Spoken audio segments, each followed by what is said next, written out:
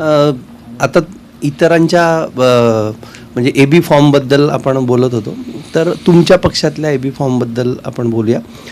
तुमच्या मतदारसंघात काय एका प्रभागामध्ये श्रीकांत सरमळकर यांच्या जावयावरनं अनिल परवांशी तुमचा वाद झाला अशी बातम्या येत होत्या. म्हणजे इतक्या वाद होण्यासारखी अशी काही परिस्थिती होती त्या? काय माहिती आहे का की आम्ही परवा रात्री हे सगळे AB फॉर्म वाटले आणि स्वतः उद्धव साहेबांनी हाताने सगळे AB फॉर्म वाटले आणि ती सगळी प्रक्रिया आमची 3:30 वाजेपर्यंत संपली.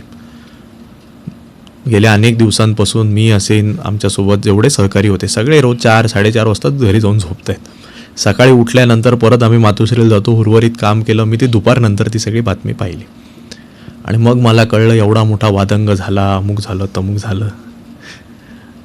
आज अनिल परब साहेबांचा वाढदिवस आहे. काल रात्री 12:30 वाजता त्यांचा पहिला केक कापताना मी बाजूला उभा होतो त्यांच्या. त्यांनी त्यांच्या हाताने मला केक भरवला. तुम्हाला पाहिजे तर मी फोटोसुद्धा दाखवतो. काल आमची वांद्रे विधानसभेची एकत्रित बैठक झाली.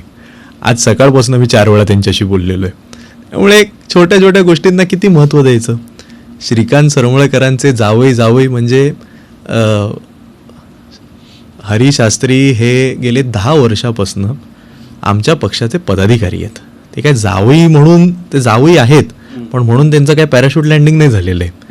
ते गेले 8 वर्ष वांद्रे पूर्वमध्ये विधानसभा समन्वयक म्हणून काम करत आहेत. त्या प्रभागामध्ये त्यांचं काम होतं.